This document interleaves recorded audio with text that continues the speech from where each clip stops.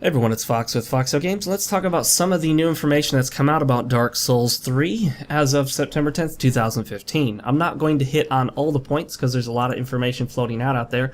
However, there was a recent article from Game Informer which claims to have Miyazaki as its source, so you would imagine that you could trust that. I know Game Informer is GameStop's supposed news outlet, and you can only trust it to a certain degree, but when it comes to simply reporting on information they get from the developer, well, I imagine we can probably trust it. But hitting on some of the issues that Miyazaki talked about are often things that he was comparing to Dark Souls 2, or at least Game Informer was comparing to Dark Souls 2, and that makes sense because it was the most recent game. Apparently, fast travel will make a return, and by fast travel, I think what they probably mean is being able to warp from bonfires. So I think if Miyazaki is referring to fast travel, he probably means that we're going to look at some warping from bonfires that will be there from the very beginning of the game. I don't know how I feel about this. I kind of feel like the format they had for Dark Souls really worked well, and so did the format for Demon Souls and Bloodborne, which was different from the Souls games. I did not actually like the format for Dark Souls 2 because I felt like I didn't become familiar with the game world because I was just skipping from one bonfire to the next. So I really never felt like I knew how everything connected geographically, and that ended up hurting me in the end. Miyazaki has confirmed that there will be something similar to the Soul Vessel, although it may not be exactly an item like that will allow you to respec or respecialize your character so you can reassign your souls, so you don't have to worry that if you messed up your leveling on your character because you didn't know what you were doing, that you're forever stuck with it. No, you can actually change it out. He didn't say exactly how that's going to happen, so we don't know if you'll have to wait until New Game Plus, if you'll have to wait towards the end of your first new game, or if it will be available from the beginning. He hasn't said. If you guys have additional information on that, please list it in the comment section below, and that applies to everything I'm saying, of course. If I get anything wrong or if anything's been expounded on, you can list it in the comment section. However, what I imagine he might do is have maybe a character you can go to or an altar you can go to where when you press the action button on it, it allows you to respec. Probably not so much an item. And that makes sense. You don't necessarily need an item you can take with you. And if it is, say, for example, an altar you can go to respec, then you could go to it, virtually any time after you've opened it up, after it's accessible in the game, and I imagine it would be reusable. You wouldn't have to worry about getting a limited use item. As for New Game Plus, this I think is good news. It's going to be more like Dark Souls 2. Now, I know I wasn't a big fan of Dark Souls 2, but I do agree that they did New Game Plus better than Dark Souls did. Or Demon Souls, for that matter. Because when you look at Dark Souls and Demon Souls, you're pretty much getting the exact same experience with a multiplier on the damage on your enemies. So I think all they did really is apply a multiplier to enemy health and the amount of damage that enemies do. And to me, that's one of the laziest ways to make New Game Plus. It's better than nothing, don't get me wrong, but I'd much rather that they actually do something like change the layout of items in the game, change enemy layouts, maybe put special bosses in, special bosses that you can't get to in New Game, so there's actually a reason to play New Game Plus where it's not just the same experience. And on top of that, you can have items that can only be gained through New Game Plus. I'm sort of divided on that, but if you put those in, then it obviously gives you a reason to play New Game Plus. Durability is up next, and thank goodness they're fixing the problem that we have with Dark Souls 3, and they're toning down on the extreme of Dark Souls 2. I'm sorry, did I say Dark Souls 3? I meant Dark Souls 2. Dark Souls 3 will no longer feature the easily breakable weapons of Dark Souls 2, where they broke halfway through trying to complete an area, which basically forced you to have at least 2 weapons on you at all times that were roughly upgraded to where you would expect to be at that point in the game. It was really frustrating in Dark Souls 2. You'd just be going through the area, you might bounce against walls occasionally when trying to hit enemies, and boom, all of a sudden your weapon breaks. There was a terrible durability glitch with the PC version because of the higher frame rate, and your durability basically whittled away to nothing in no time flat if you accidentally had your weapon pass through a friendly summon. It was as if friendly summons just drained the durability of your weapon, which didn't make any sense at all. So thank goodness it won't be as bad as Dark Souls 2. However, he has hinted that it's going to be more of an issue than it was in Dark Souls. Because let's be honest, in Dark Souls, you almost never had to worry about durability. If you repaired every once in a great while, you were good to go. There was no problem. The only issue you ran into with durability are weapons that had special attacks, like, say, the Moonlight Greatsword. But then, of course, you knew about that and probably had some repair powder on hand. Summoning and invading.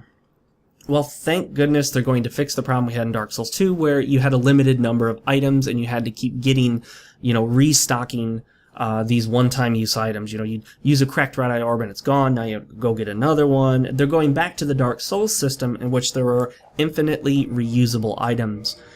Clearly, this was a bad decision they made in Dark Souls 2 to have it be limited use items and constantly have to restock on them, farm them up. But what just blew my mind is how Tanimura just never got it. He never got the idea of how to fix his game, because time and again the game would get patched and he wouldn't fix some of the biggest problems with the game, some easily fixable problems. Like, for example, give players infinite use invasion items. That's it. It is so ridiculously easy. I can't imagine it would take more than maybe an hour to fully implement, decide where they get them, put them into the game. I mean, it's beyond ridiculous that they didn't put in an incredibly easy fix. Other fixes too, like the durability glitch and all that. But thank goodness, infinite use summon and invasion items are coming back. Thank goodness. And also hidden walls. One of the big complaints about Dark Souls 2 was that some walls were revealed by striking them, and some walls were revealed only by pressing the action button while right next to the wall. And the problem with this was that you never knew quite how you were going to reveal that wall. It was a little uneven, and also I just feel like they didn't implement hidden walls very well in Dark Souls 2 for whatever reason. I just felt like they weren't placed properly, or there were areas where there were like 10 hidden walls in the same room, and it just felt uneven and not evenly distributed. Unlike in Dark Souls, where they were very occasionally found in certain spots and they made sense, and they, in certain cases, revealed entirely new areas, and you could always reveal them by either rolling into it or striking it. Hopefully this time they make it consistent to where you can either roll through all illusory walls or you can't roll through them and have to hit them. I would like it consistent across the board. All illusory walls are revealed the same way. I think that would be the best policy. And there are apparently some magic changes, which, up until now, I haven't even looked at. There is an article on Game Informer about the changes to the magic system, and apparently one of the things they mentioned is they want to make sure that they're not just, that they're not having spells that are essentially the same type. Like, for example, they talked about a spear type or a lightning type. Like, they want to actually have differences between each spell so that they feel different. You feel like you're having a different experience. Because when you look at Dark Souls, the lightning spells all felt essentially the same, just look slightly different. And then the Soul Spear, is that what it's called? Soul Arrow? I can't remember now. Soul Arrow, I think. Those spells all felt the exact same. They just looked a little different, maybe had different casting times on them, but essentially they were the same exact experience. So I think it would be good to vary it up a bit. However, one of the biggest changes they've mentioned isn't having a mana pool bar, actually having a mana bar, just like most games. Like, most games will give you a mana bar. Each spell costs a certain amount of mana, and you can restock your mana either naturally over time or through the use of items or equipping special pieces of equipment. But they said it's going to go back to a similar system to Demon Souls. What we saw there was a mana bar. Each spell costs a certain amount of mana, and your mana bar did not naturally refill on its own unless you had a special item equipped, like a special helmet or a special ring. But you could refill it with consumable items, just like you had consumable grass items to heal. So it would be similar to the consumable healing items that Dark Souls 2 had, except it would restock your mana. I think this makes sense. The only problem I foresee is people could just farm them endlessly and then spam it, and then you would essentially have unlimited castings. So that limits some of the spells they can implement. When you have limited castings per spell, like you do with Dark Souls, you can essentially put in very powerful spells, but limit them to one use, or two uses. When you have a mana bar system, and you allow people to farm up consumables to restore it, you can essentially cast that item as many times as you want, or cast that spell as many times as you want. You can just keep restocking your mana. Even if it drains your whole mana bar in a single cast, you can just pop those consumable items and boom, you're back in the game and can cast it again. Unless they have a dual system in which there's a mana bar and certain spells that have a limited number of casts. Like maybe a spell after you cast it cannot be cast again until you use a bonfire. That might be a way to balance out some incredibly powerful or useful spells. But, you know what, Demon Souls didn't do that, and it seemed mostly balanced for the most part. Although PvP in Demon Souls was all over the place, and I don't think anyone's going to argue that that was entirely balanced. But people could argue the same about Dark Souls and Dark Souls 2. Overall, I feel like if they bring some of the good parts of Dark Souls 2 and fix some of the issues with Dark Souls 2 and bring in the good parts of Dark Souls, then bring in the mana bar from Demon Souls, which I actually prefer, I think it could be a good experience. I don't see any of these changes being a bad thing, other than possibly the ability to instantly warp from the very beginning. Although, if they build the game around it, that works. Because if you think about it, you have instant warp from the very beginning in Demon Souls and Bloodborne. Once you unlock an Archstone in Demon Souls, you can warp to it any time.